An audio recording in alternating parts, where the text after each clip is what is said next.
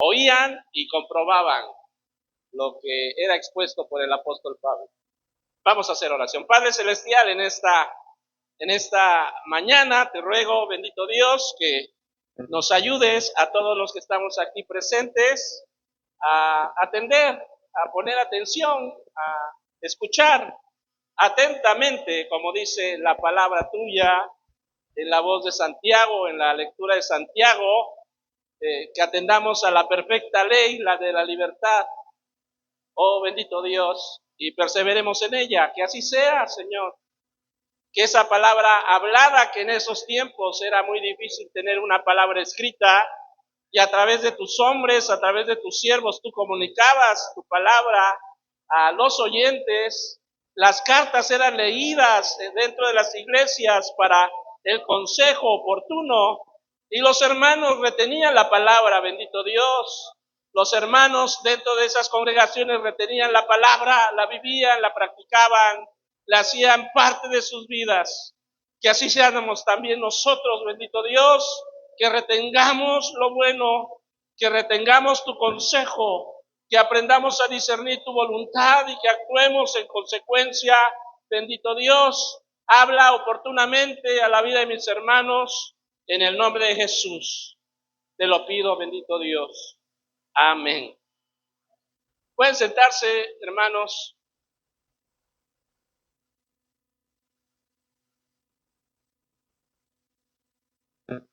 Yo soy una persona, hermanos, nacido en un hogar creyente o cristiano, como le llamamos nosotros.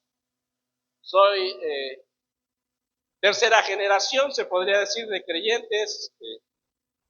Mi abuela materna era presbiteriana. Mi madre, como consecuencia, fue presbiteriana en la niñez.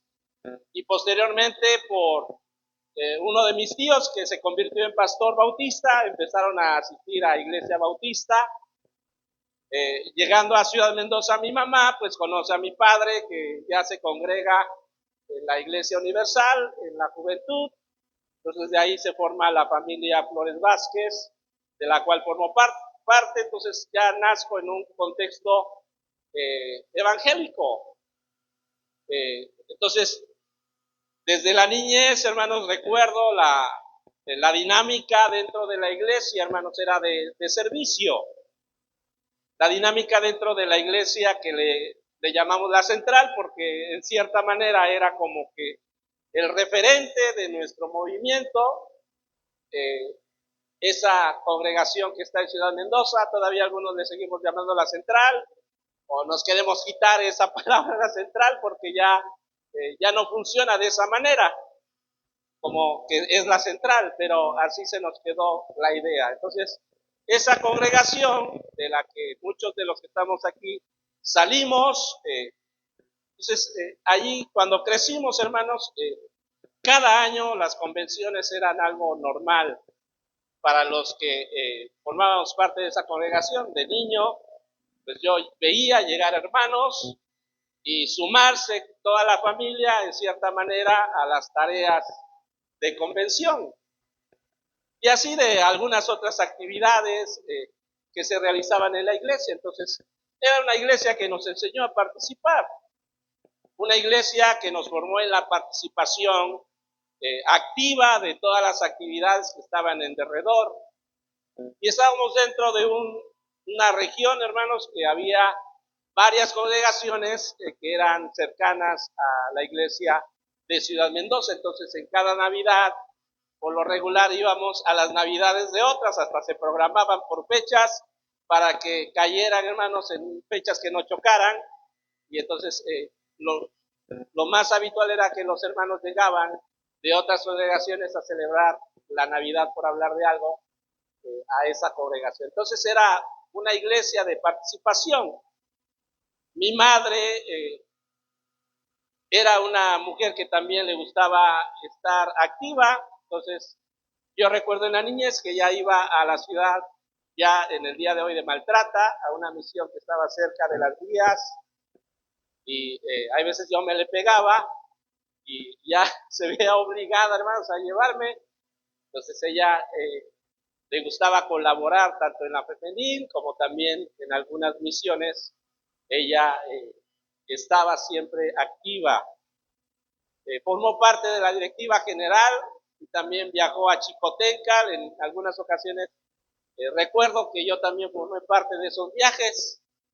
Era la hermana Malena de Ortigosa o la Malena Tecamachalsi, la hermana Esther Rodríguez, mi mamá y otra hermana de Nogales, que ahorita no recuerdo bien su nombre, pero eran 4 mujeres que se dedicaban a viajar a diferentes partes de, pues, de las iglesias que son del movimiento, porque había una directiva general de mujeres. Entonces crecí en un ambiente de servicio, se podría decir, un ambiente de participación activa, de estar mirando, hermanos, en la niñez, como mis hermanos jóvenes, que yo soy el más chico de esa familia, como mis hermanos jóvenes ya se insertaron al servicio en una etapa de la juventud. Fue como una camada de Abel, de Moisés, Efraín. Mi hermana Cecilia ya estaba lejos, entonces a ellos 3 yo los veías en el servicio, en la participación, en el quehacer dentro de la congregación. Entonces, esa congregación de Ciudad Mendoza me dio la oportunidad ya en mi juventud también de crecer en áreas de servicio dentro de la iglesia. Entonces, así como vemos a los hermanos sirviendo platos, pues igual yo me sumaba a esas actividades de limpieza, de servicio, y todavía si hay alguna oportunidad, pues no se me va a caer la mano, diríamos, para hacer alguna de estas actividades. Entonces, eso es lo que marcó mi vida de niñez, mi vida de juventud. Cuando emigro a los Estados Unidos diría yo, por necesidad o por torpeza, porque hay veces uno piensa que se pueden hacer las cosas más rápido de alguna forma, y yo en mi manera de pensar, pues emigro y llego pues, a algunos lugares donde a los primeros meses no me congrego, porque es puro trabajo, y de vez en cuando, hermanos, asisto a una iglesia.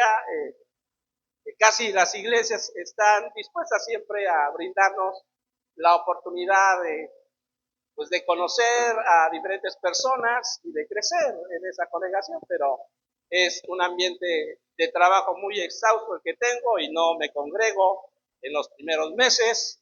Por necesidades tengo que irme a la ciudad de Chicago y sus alrededores, a una de esas poblaciones que está allí. Y ahí está uno de mis hermanos, que está allá afuera, llamado Abel. Ahí empiezo a colaborar también dentro de esta pequeña congregación, o grande congregación, Corona de Amor. Y igual hay un ambiente de servicio en esta iglesia. Entonces, las iglesias por lo regular, hermanos, nos sirven, son ambientes de servicio, de un servicio activo en algunos casos, de darnos cuenta, hermanos, de que formamos parte de una comunidad y esa comunidad nos da identidad, nos hace estar inmersos en un ambiente sano, en un ambiente agradable la mayoría de las veces.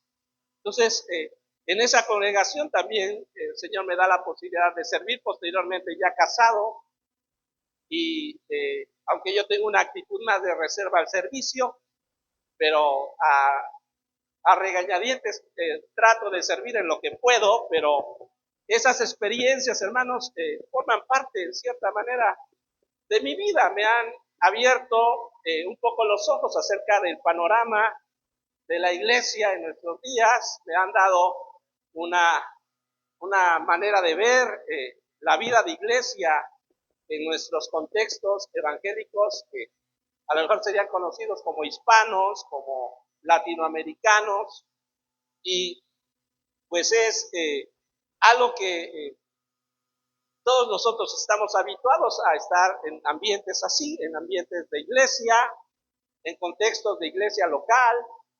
Ahí la mayoría de nosotros aprendemos a servir, la mayoría de nosotros aprendemos a expresarnos, y hay una manera en la que se nos va dando y brindando la oportunidad de ejercer algo tal vez con torpeza o con eh, pues a lo mejor el que no era el más indicado, el Señor lo llama, porque así sucede. Dentro de las congregaciones hay gente con muchas posibilidades, pero por ahí, hermanos, los que menos uno se esperaba son los que van destacando por la gracia de Dios y se nos brinda el privilegio del servicio. Entonces crecemos, avanzamos en estos ambientes y algo que nos deja, hermanos, estar en el contexto de México, por ejemplo, es que la gente, las personas, son muy serviciales.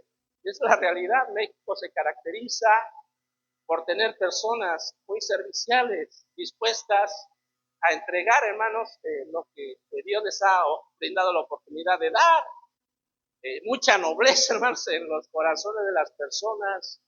Existe demasiada nobleza en las vidas de las personas. Igual hay sus desazones o sus variantes, pero a fin de cuentas estamos en un contexto mexicano donde las personas mexicanas son, en su mayoría, son muy nobles, están dispuestas a dar, y la labor de liderazgo, hermanos, o la labor de los pastores es dirigir pues esas empresas de Dios, se podría decir, o esos cuerpos que el Señor ha colocado, o esas iglesias que Dios ha permitido, dirigirlas con discernimiento y con sabiduría. Por eso le he titulado, hermanos, a esta reflexión de esta, de esta hora de alguna ideología a la realidad, porque este siglo XXI nos marca en cierta manera la historia para bien o para mal. Nos marca el trayecto que nos ha traído hasta este momento con decisiones que debemos de tomar, y que sean decisiones que redirijan la iglesia en nuestro siglo XXI y la iglesia universal hacia un puerto, hermanos, o hacia una dirección que el Espíritu de Dios quiere que vaya.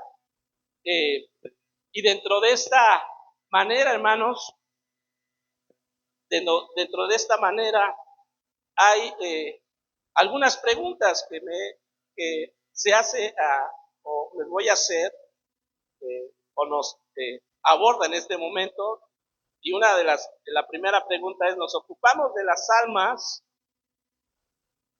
eh, o nos ocupamos de las personas como entes integrales? Porque la palabra de Dios se hace como que esa alusión, hermanos. Pablo, escribiendo a los tesalonicenses, dice: todo vuestro espíritu, alma y cuerpo sean guardados irreprensibles para la venida de nuestro Señor. Eso dice el apóstol Pablo. El concepto en el Antiguo Testamento se hace una acepción como alma y a la persona, hermanos. En cierta forma hay como como dos particiones que hace del hombre, y en el Nuevo Testamento nos encontramos como con tres. Entonces hay como una diferenciación entre el Antiguo y el Nuevo, y dentro de nuestra manera de entender la palabra, hay esa concepción, hermanos, que como que hay dentro de nosotros como un halo, como un espíritu independiente de nosotros, que Dios quiere salvar, que Dios quiere rescatar, como que el cuerpo no importa, como que la identidad, hermanos, no importa, y la realidad, las aseveraciones de la palabra, cuando usted va a la palabra va a hablar de que el hombre es un ser integral, indivisible. El ser humano, hombre y mujer, no se puede partir. Tanto Dios vino a salvar eh, al que se había perdido, hermanos, y lo salva en toda su expresión integral. No es alguien que pueda uno partir. Entonces, las aseveraciones que hacemos hay veces en los púlpitos es que Dios está interesado en el alma de las personas, y trabajamos en la vida espiritual de las personas, y hacemos distinción entre la vida espiritual de las personas y lo que las otras esferas que Él tiene, pues Él desarrolla. Entonces hay veces dentro de las iglesias tenemos pues actividades propias de la espiritualidad, así les decimos, Y entonces el que alguien dirija, alguien predique, eso es lo espiritual para nosotros, o la oración, el ayuno, como que eso es trabajar la vida espiritual. Y ya lo que la persona hace en el exterior, porque hasta dividimos las áreas, el templo y las acciones dentro del templo, pues son unas, y ya las que desarrollamos en otros ambientes, hermanos, son otras. Entonces, por eso la iglesia ha confundido su forma de vida, su manera de hacer y de obrar, tanto dentro como fuera. Nuestro lenguaje es diferente aquí. Podemos usar un lenguaje que otros no entienden porque es complejo dentro de nuestros sistemas religiosos, nuestro lenguaje de hermano, de saludo, de bendición, de oración y de expresiones que son coloquiales, pues es diferente lo que aplicamos afuera, es como que un patrón que seguimos. Y ahí hacemos la diferenciación entre la vida espiritual y la vida común, la vida material, o como le queremos llamar, la vida allá afuera. Y eso nos ha llevado a errores, hermanos, porque nos habituamos a actuar de una manera dentro de nuestros templos y otra forma fuera de ellos. Nos habituamos a un estilo de hablar, hermanos, a nuestro propio ecosistema o subcultura, y entonces ya actuamos de otra forma afuera. Entonces, usted puede ver a nuestros jóvenes, si les diéramos un seguimiento, hermanos, a nuestros jóvenes en su manera de hablar, y aún a nosotros mismos, nos hallaríamos con muchas contradicciones, tanto en nosotros como en ellos, de lo que es el estilo de vida que cada uno de nosotros o ellos llevan. Sus expresiones, sus palabras no son, hay veces son no correctas, hermanos, porque actúan de una manera fuera y dentro de la iglesia. Porque nuestra manera en la que hemos entendido el Evangelio es esa, de división de los planos en los que vivimos, y entonces es algo que debe de ser roto en cierta manera. Es algo, hermanos, que debemos de empezar a trabajar. Es algo que debemos de empezar, hermanos, a cambiar el panorama, a cambiar la manera de actuar. Porque como les decía yo, desde mi niñez he visualizado y he visto esa manera en la que operamos, y en cierta forma eso me da sustento para hablar de ello, porque han sido ya 50 años en los que de una u otra manera he estado en la esfera evangélica en diferentes lugares. Entonces, eso nos da en cierta forma, pues, autoridad para hablar del tema, de cómo actuamos y de cómo somos. Entonces, trabajamos, hermanos, en las almas de las personas, y cuando la palabra de Dios habla de alma, habla de vida. Cuando la palabra de Dios habla de espíritu, habla de la persona. Es cierto que hay diferentes formas en las que podemos ver las esferas del hombre, y tal vez ahí es donde apunta la palabra, pero no podemos dividir a la persona. No podemos, hermanos, dividir a la persona, porque Dios va a salvar, nos va a salvar todo lo que somos. Nos ha salvado y nos va a transformar en cierta manera este cuerpo corruptible, dice el apóstol Pablo, se va a vestir de incorruptibilidad. Dios va a redimir, hermanos, esta vida también. Entonces, no solo nos ha rescatado de la vana manera de vivir, no solo dice el apóstol Juan, ahora somos hijos de Dios y aún no se ha manifestado lo que habemos de ser. Pero lo cierto es que ya esa obra ha sido realizada y tiene, hermanos, su cumplimiento en un momento dado de nuestra propia historia. Entonces, la redención es una redención integral por la que Jesús vino a dar su vida, no para que nos enfoquemos, hermanos, en llenar a las personas de ciertas maneras de pensar sobre la importancia de ese espíritu que va a salir cuando Él se muera y que es lo que Dios quiere rescatar, porque no es así, hermanos, no es así. No es de esa manera en la que imaginamos. que hay veces hasta las películas cristianas y evangélicas, que son algunas estadounidenses, que se basan en algunos testimonios. Ahí se ve cómo la persona sale de su cuerpo, que tiene, hermanos, más una ideología platonista, de un filósofo griego que bíblica, hermanos. Es cierto, tenemos la historia de Lázaro, pero la historia de la parábola de Lázaro, hermanos, es una parábola, no la podemos hacer doctrina.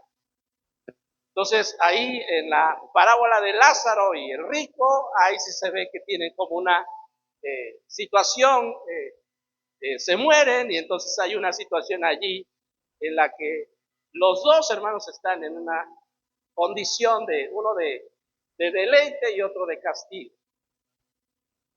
¿Eso se ha hecho doctrina? Sí.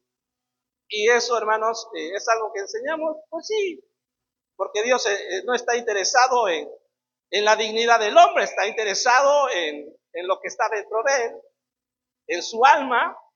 Eso ha validado, hermanos, políticas económicas católicas en algún momento, cuando llegaron a evangelizar a los indígenas para decirles, pues es que tu pobreza, a fin de cuentas, es una situación que siempre va a existir, y tu desarrollo, en cierta forma, pues no va a ser aquí, va a ser en el más allá.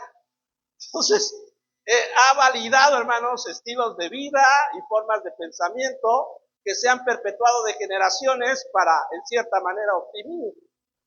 En algún momento de la Iglesia Católica y de la Iglesia Evangélica ha sido igual postura por filosofías neoliberales o económicas, en las que también se ha buscado la opresión de los pueblos. Y es ahí donde se desprende, hermanos, la idea de que lo importante es lo de adentro. Cuando Dios está interesado en todo lo que somos, Dios está interesado en quiénes somos, hermanos, en nuestra vida cotidiana.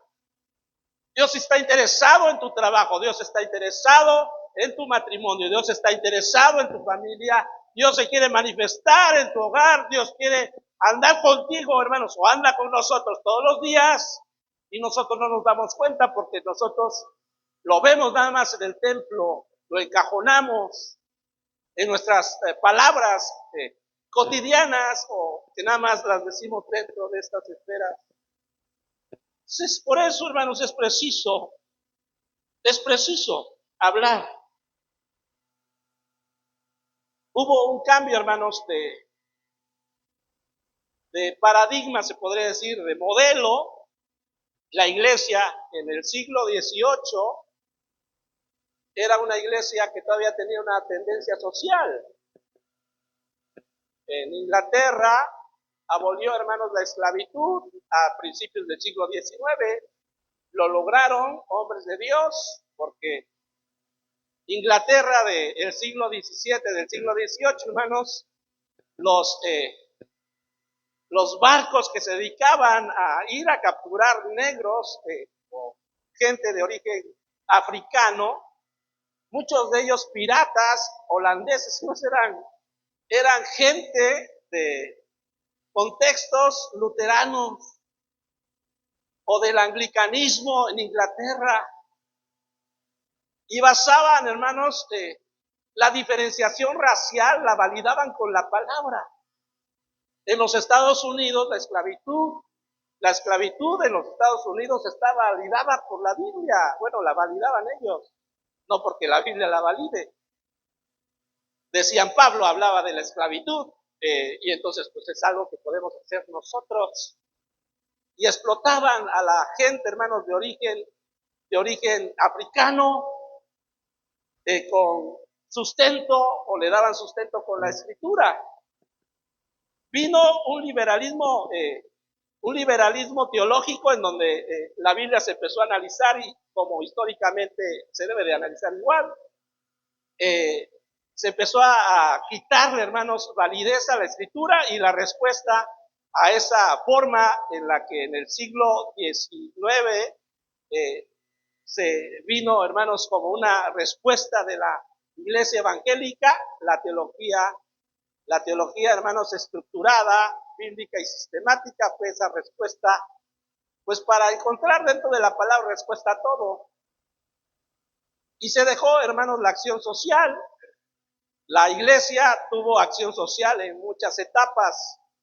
La iglesia o la verdadera iglesia, hermanos, tuvo ese mover de Dios para hacer acción social dentro de sus esferas. Fundó universidades, tenía, hermanos, orfanatos, tenía, hermanos, asilos. La iglesia tenía esa función que la escritura en cierta manera demanda, que la escritura, hermanos, uno se da cuenta si uno se acerca a la palabra, es algo que está allí, pero que pues decimos Dios quiere trabajar con el alma, entonces lo demás pues no importa, importa que uno evangelice a la persona y esa persona pues haga su profesión de fe y entonces pues ya en ese momento va a ser parte, lo demás no importa. Entonces la teología bíblica y sistemática, hermanos, fue una respuesta a esa manera en la que el liberalismo teológico enfrentó o trató, hermanos, ellos dicen de justificar a la escritura, como que los milagros no existen, como que Moisés no existió, como que hay mitos dentro de la palabra, y entonces la respuesta fue la teología bíblica y sistemática, y con esa teología se le dio respuesta a todo, y entonces, hermanos, se dejó de accionar de manera pertinente a las necesidades de los demás.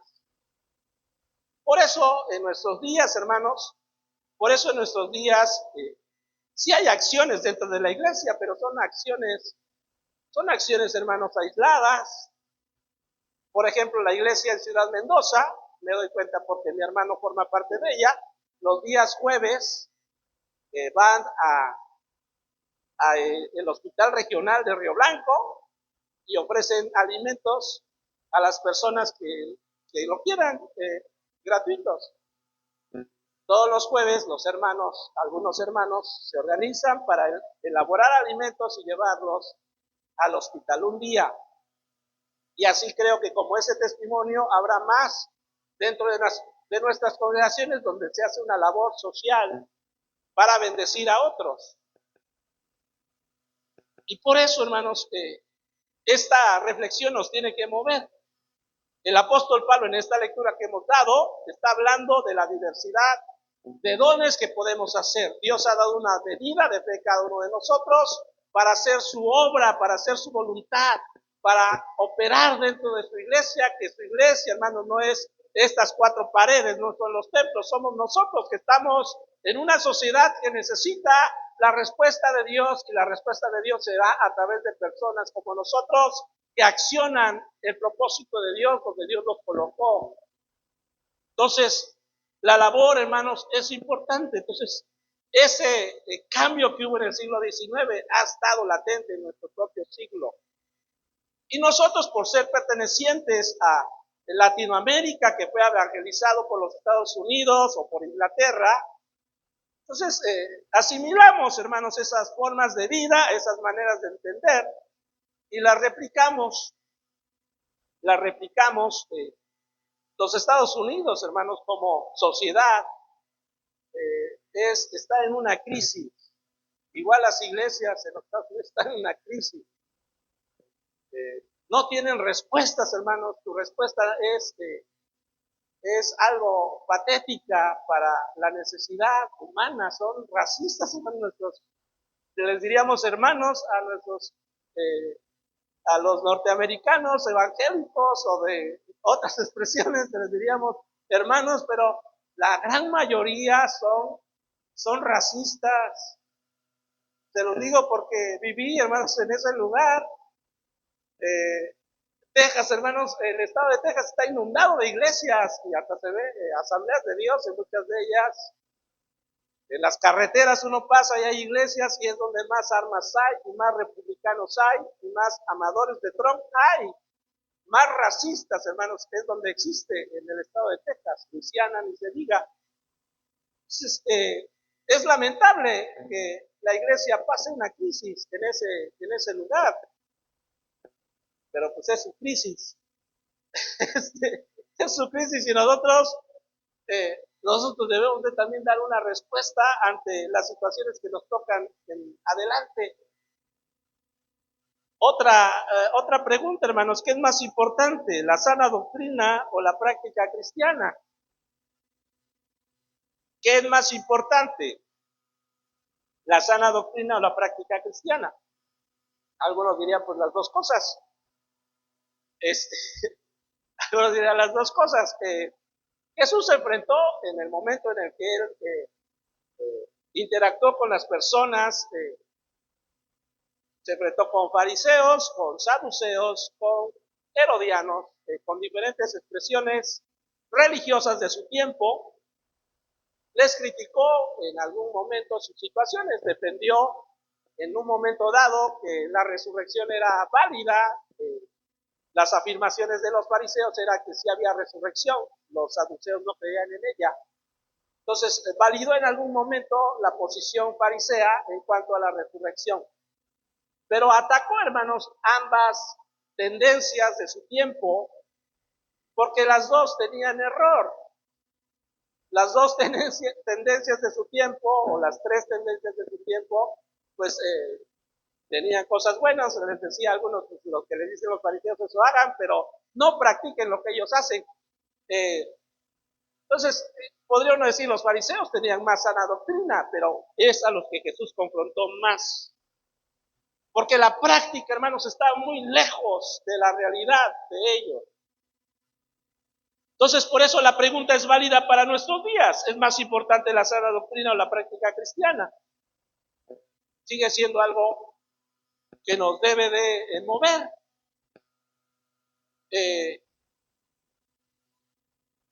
Algunos creen, hermanos, que cuando lleguemos a comparecer delante del Señor nos va a hacer un examen teológico de qué sabíamos de la sana doctrina. Pues que eras pentecostés, hablabas en lenguas o no. La realidad es que el Señor no nos va a hacer un examen, hermano, de esas cuestiones doctrinales que a veces son las que más defendemos.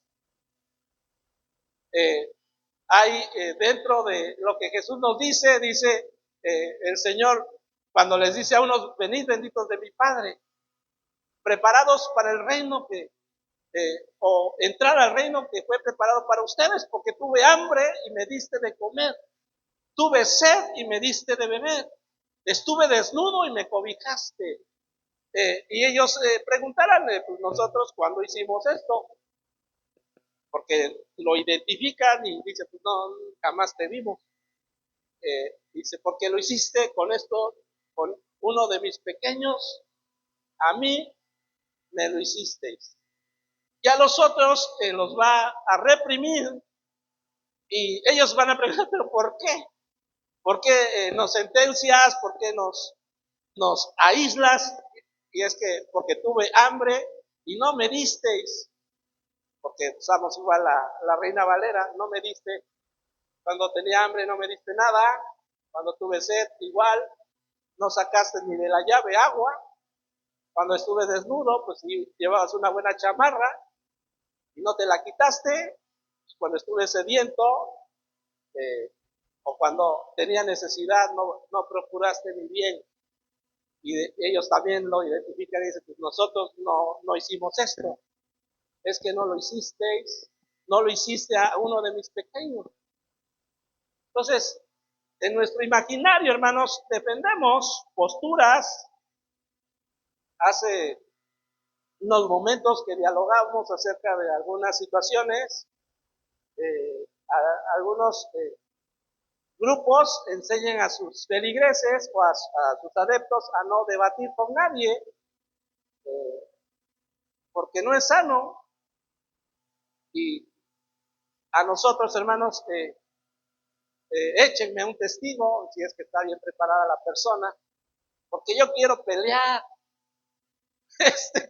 con alguien que está mal y que está errado, porque es necesario defender la fe. Dentro del instituto se nos enseña la defensa del evangelio, que es hasta ya se me olvidó la materia, apologética, se llama la materia, y en alguna ocasión en esta clase se nos mandó a platicar de manera sana con otros grupos y a ver sus posiciones, porque sin debate, sin rebatinga, a ver sus posiciones, sus explicaciones. He tenido la oportunidad de dialogar con católicos de manera sana, sin pelearme, y darme cuenta, hermanos, de que pues no vale la pena pelearnos con ellos por María, ni por Guadalupe, ni por nada de esas situaciones, porque somos cartas leídas todos nosotros. Nuestra vida habla, nuestras acciones hablan. Y ante la necesidad, cómo respondemos, es lo que más va a hablar. Ante las situaciones que nos rodean, cómo respondemos, es lo que más va a hablar de nosotros. Nuestro estilo de vida, es lo que Dios espera, hermanos, que cambie en cierta forma. Entonces, la práctica cristiana, para mi manera de entender, es importantísima. Muchos de nuestros problemas, hermanos, muchos de nuestros problemas dentro de nuestras iglesias redundan en eso.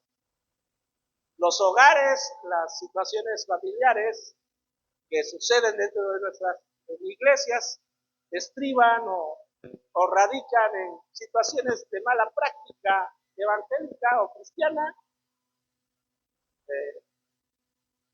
y es lo que más deberíamos de atacar. Dios está interesado en lo que hacemos. Sí es cierto que lo que pensamos, la identidad que tenemos, la formación que tenemos, hace en sí la conversión tiene que ver, hermanos, con algo dentro de nosotros que Dios transformó, y también con una convicción que fue creciendo dentro de nosotros, y eso lo da la palabra, eso lo da el conocimiento de la palabra. Pero yo creo, hermanos, que la práctica es cuando la palabra se transforma y se hace realidad en nosotros, se hace práctica, se hace palpable, es innegable, porque la persona, hermanos, lo está accionando en su diario vivir.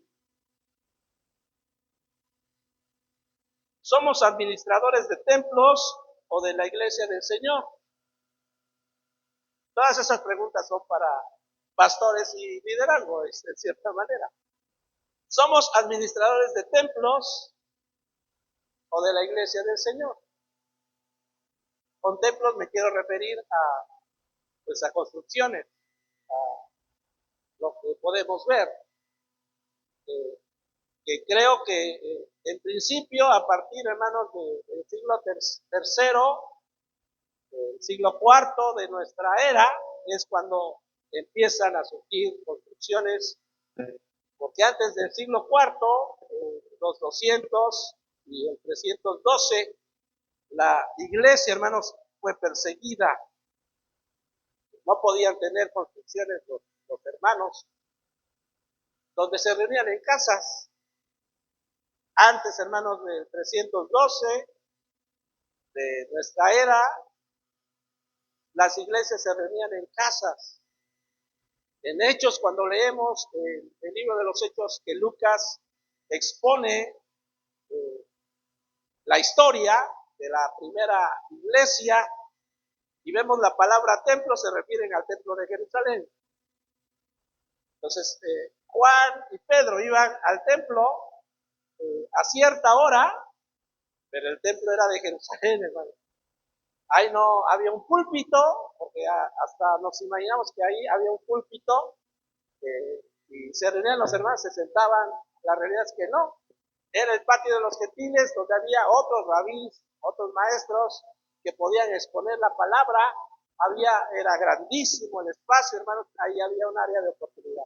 Iban a orar y también a exponer la palabra, pero era el patio de los gentiles y estaban parados. Las personas estaban paradas en ese patio enorme que había en ese grandioso templo que construyó Herodes. Entonces, esa idea, hermanos, también tenemos esa idea bíblica. Esa idea bíblica, pues vemos ahí la lectura de Crónicas y también de Reyes, donde Salomón construye un templo esplendoroso, un templo grandioso. La realidad, si nos vamos a interpretar esa lectura, hermanos, jamás Dios les pidió que le construyeran nada. Y lo que Dios le dice en sueños a Salomón, habrá un lugar que pueda contenerme, le dice Dios a Salomón. Si los cielos son mi trono y la tierra el estrado de mis pies, ¿en qué lugar habrá que me contenga? Le dice Dios.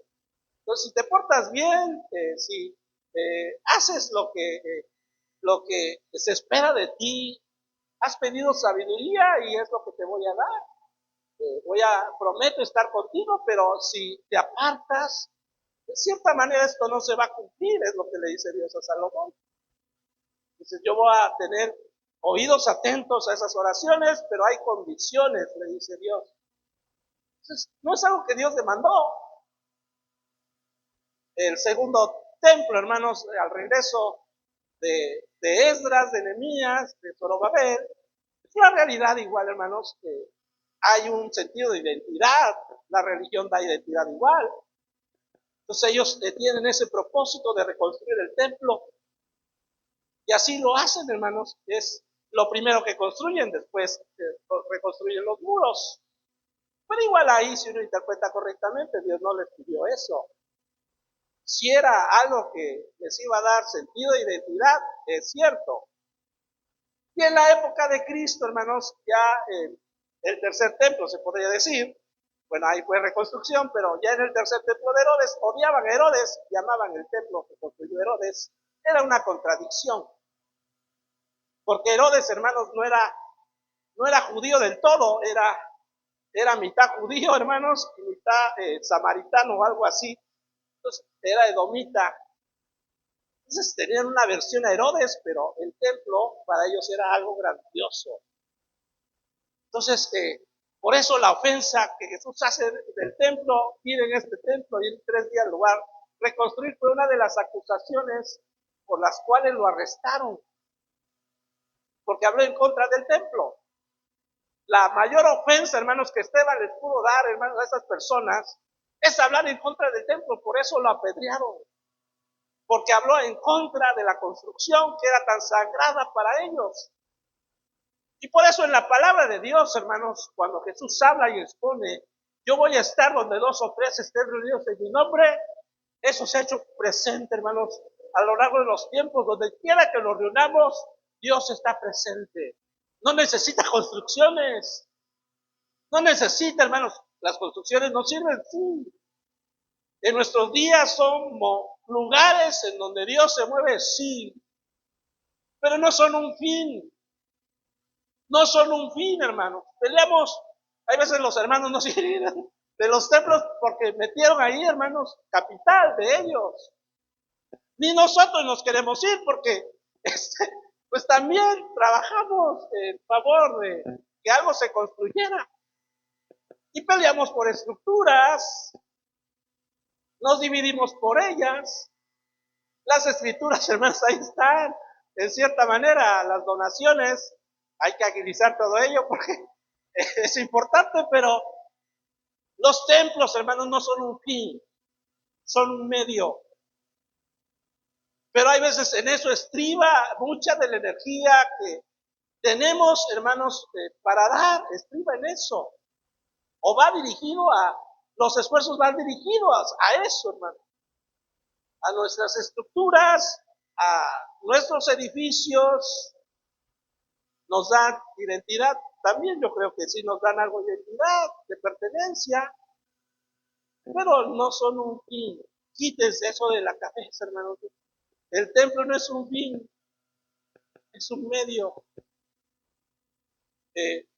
Hace algunos tiempos, hermanos, de niño, pues yo digo, pues es algo que me inculcaron, yo no debía de correr aquí arriba, porque pues es que era el lugar santísimo. Este, era, era casi el lugar santísimo. Acá es donde, bueno, allá en Ciudad Mendoza, es donde se subían nada más los ministros. Cuando íbamos al instituto, no teníamos derecho, hermanos, de ocupar este espacio. Entonces nosotros predicamos allá abajo. Los días martes se nos daba la oportunidad. ¿Y dónde predicábamos, hermanos? Era ahí abajo. No te habías ganado el derecho de subir. No te habías ganado el derecho de subir. Eh, Después, la realidad de esta plataforma, para lo que sirve, hermanos, es para que esté uno más visible. Es igual que yo al de ahí, hermanos, a que esté acá arriba. Este, porque esto no me hace más santo que ustedes. Estamos en el mismo plano todos. Es lo que debemos enseñar a la iglesia. En alguna congregación, conversando sobre estas situaciones, las hermanas que van a hacer aseo en esa congregación y que se conocen entre ellas, dice, pues esa hermana no debe de subir a hacer aseo aquí, porque conocemos su vida. Entonces, ella no es digna de hacer el aseo en esta parte. Entonces, nada más que limpie el atrio, que lave los baños, y que no suba aquí porque va a contaminar casi el lugar. Cuando hacemos, hermanos, de los templos un fin. Y así hay un montón de historias.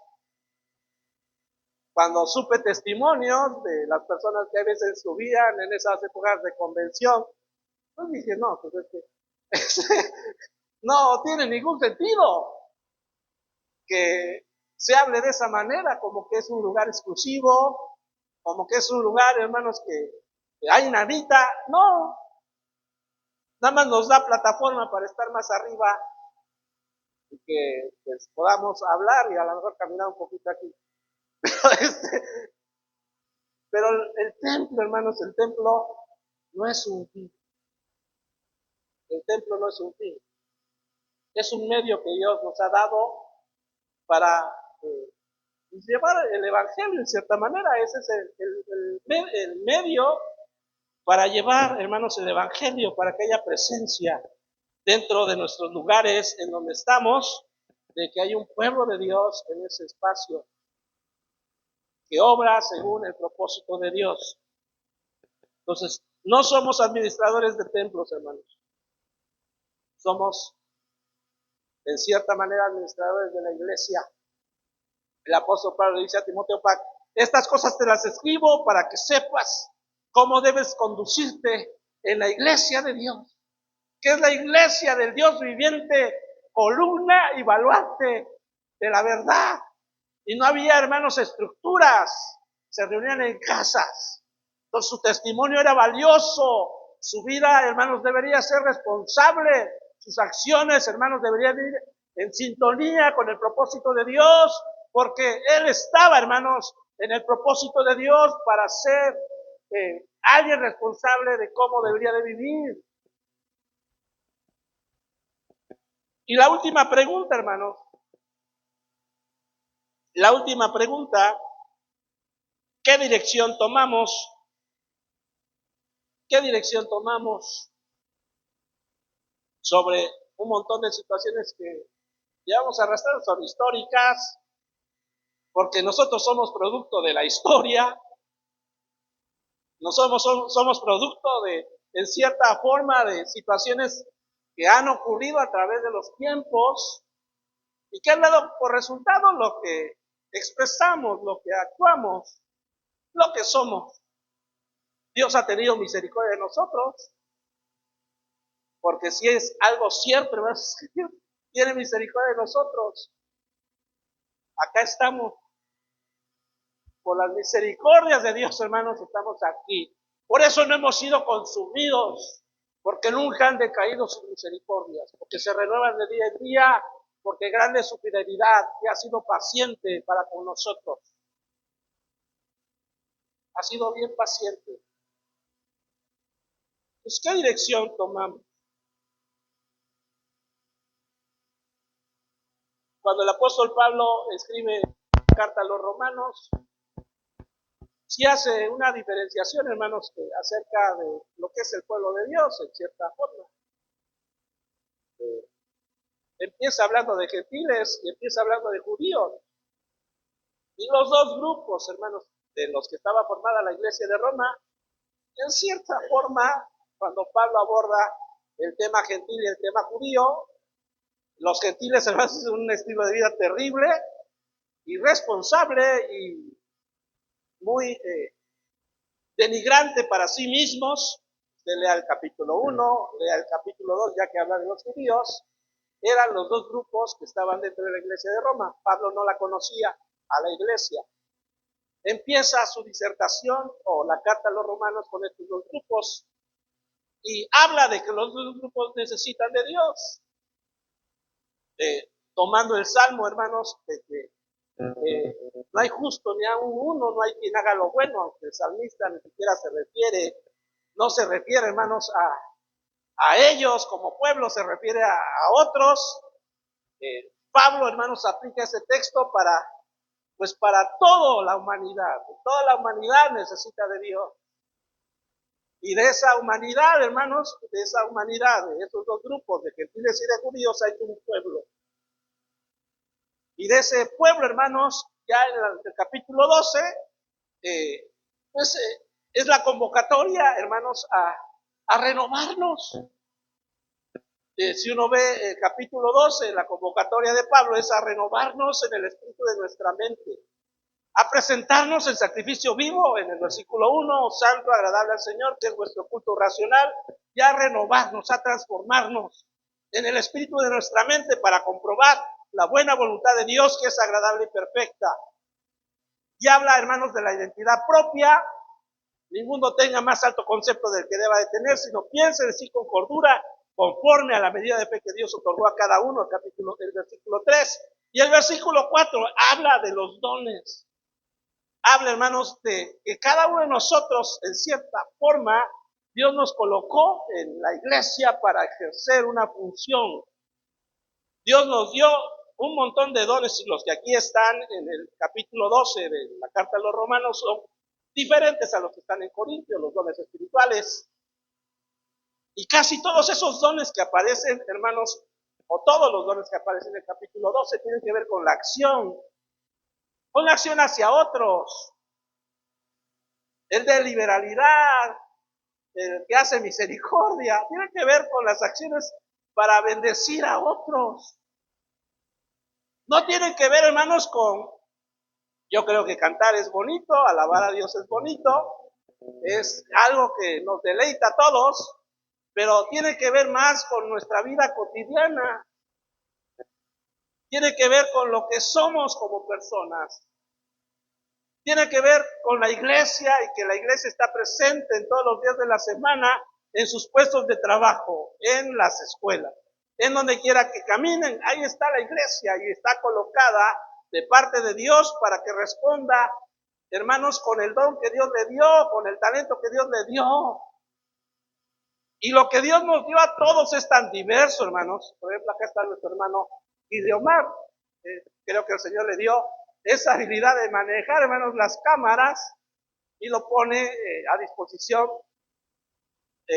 cargar el equipo, hermanos, meterse aquí para instalar todo lo que requiere para que haya transmisión. Necesita tiempo, necesita dedicación y él ha dispuesto de sus recursos para que esto, hermanos, detone.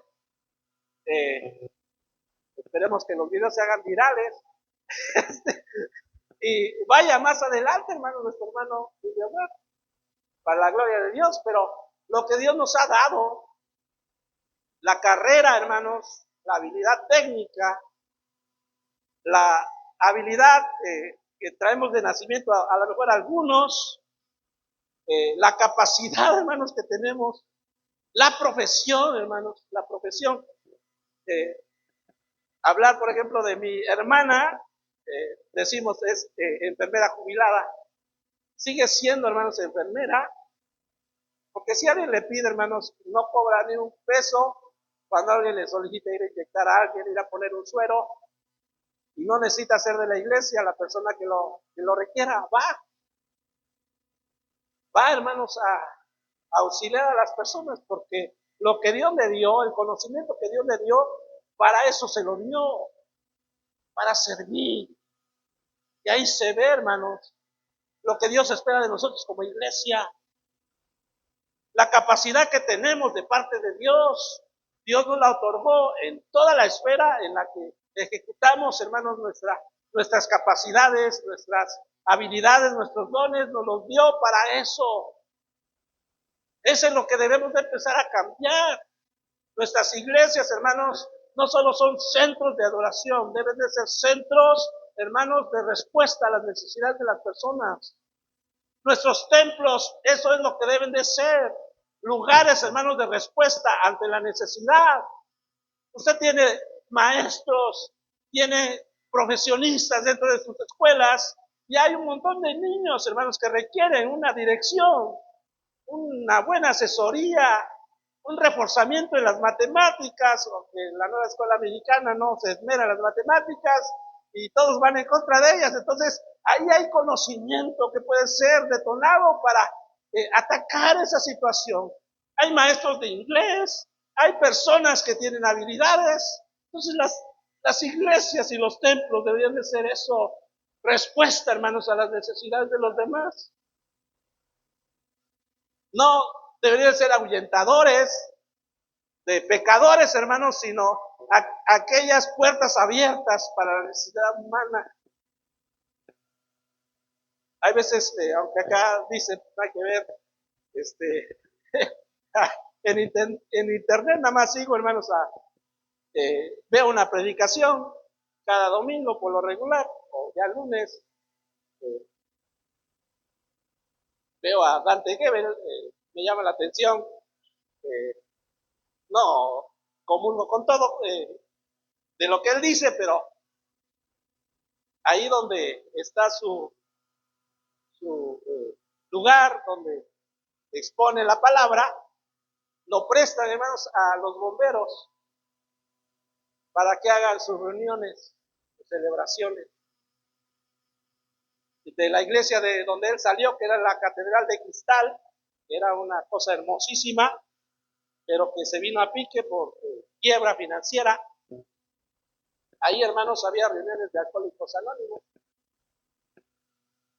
en ese templo. No como nuestros templos van a reunir alcohólicos, diríamos nosotros. A lo mejor no somos de esa manera de pensar, pero eh, la iglesia es la respuesta, hermano. La iglesia es la respuesta a la necesidad humana. La iglesia es la respuesta a las situaciones que nos rodean. La violencia que está a nuestro alrededor, la inseguridad que está a nuestro alrededor también es responsabilidad de nosotros, porque no actuamos en consecuencia. Un montón de problemas que están en el país. Uno diría, pues es que yo soy ajeno a esta situación. La realidad es que no hemos hecho nuestra tarea, porque estamos encerrados, porque seguimos encerrados y a lo mejor vamos a seguir así hasta que se acabe, hermanos, la inercia que traemos histórica. Pero que estas reflexiones nos muevan, hermanos, a todos, porque yo igual necesito ser movido, soy parte también de esta situación. Hay en el relato del Señor, hermanos, hay en el capítulo 9 de Lucas, es la comisión que le da a los 12.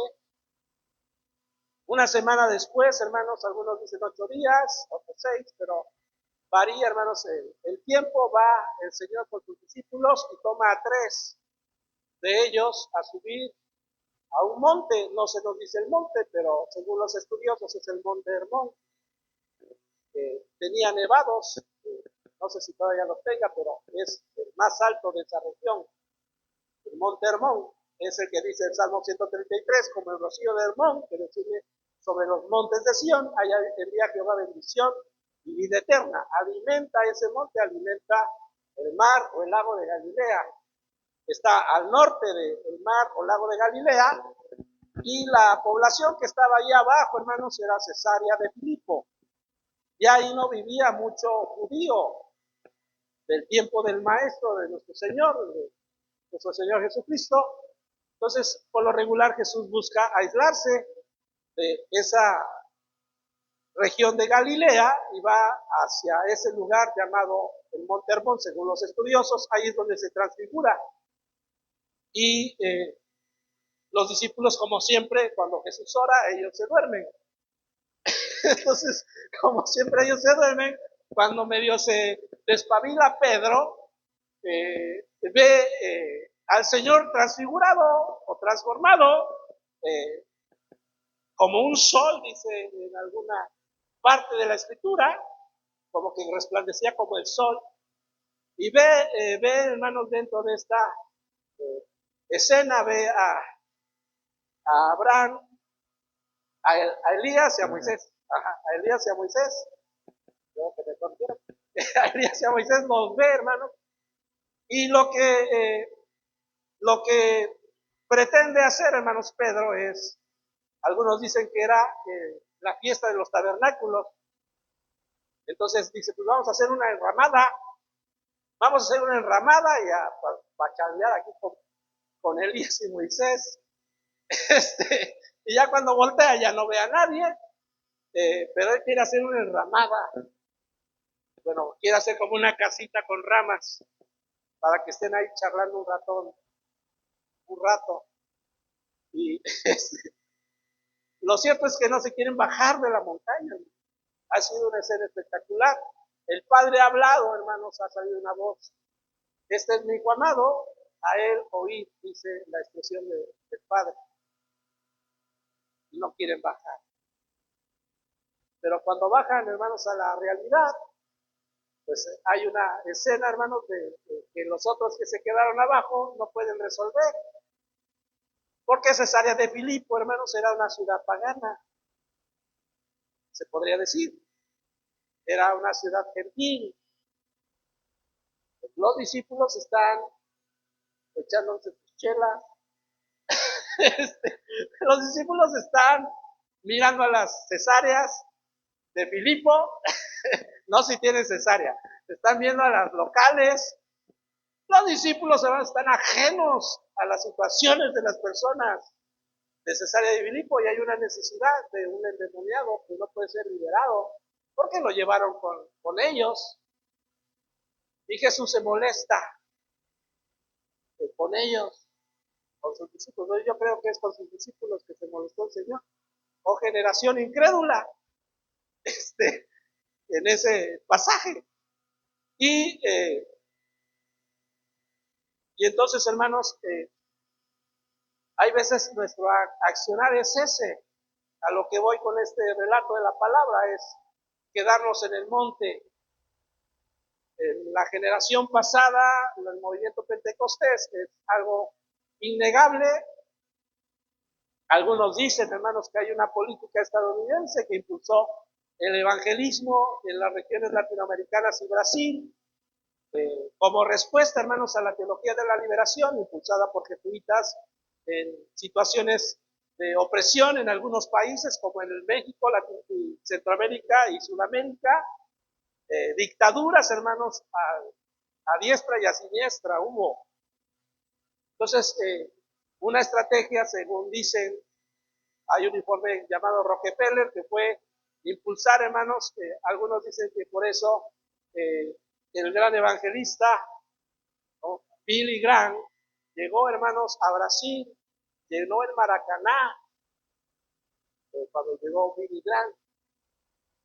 Pero había una estrategia de impulsar, hermanos, el mundo evangélico en las esferas latinoamericanas para contrarrestar la teología de la liberación que es impulsada por jesuitas, es verdad, es una parte del catolicismo, aboga por la liberación de la opresión de los pueblos, y hay veces la manera de liberarse es hacer revolución, o sea, las armas, o hay otras estrategias para la liberación.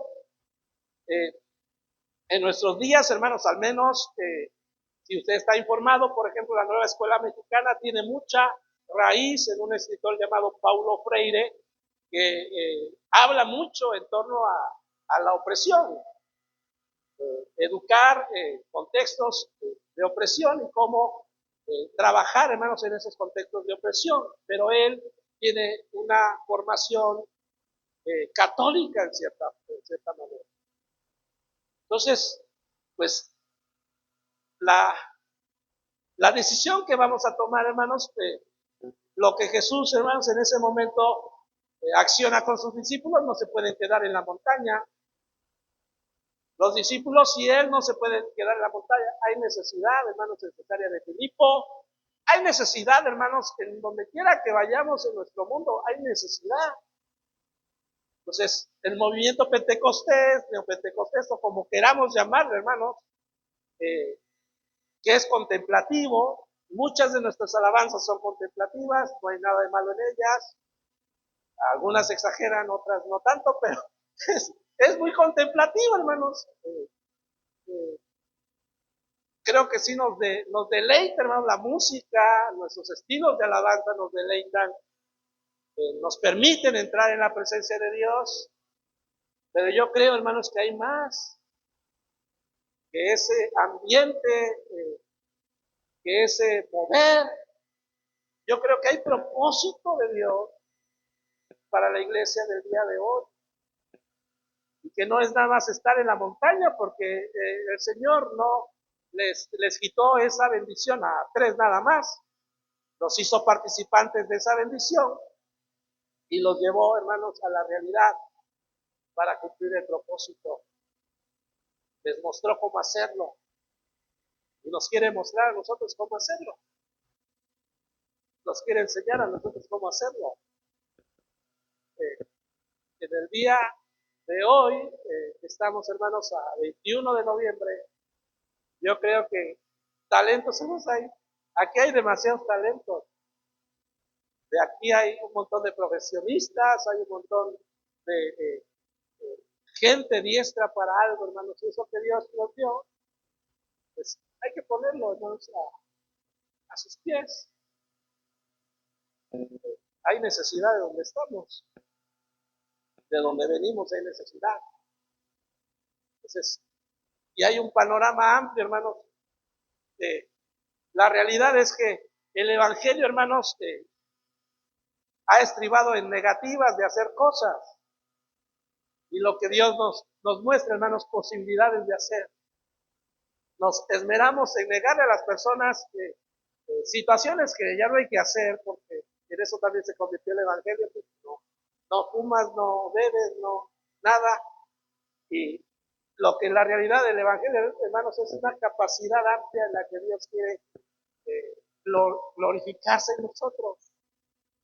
Es un abanico de posibilidades donde nuestros talentos, nuestras capacidades en sus manos van a glorificar su nombre.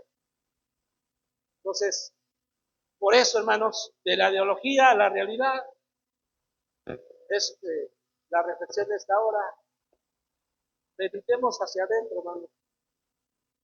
Meditemos en nuestro interior, nuestros valores, nuestras situaciones.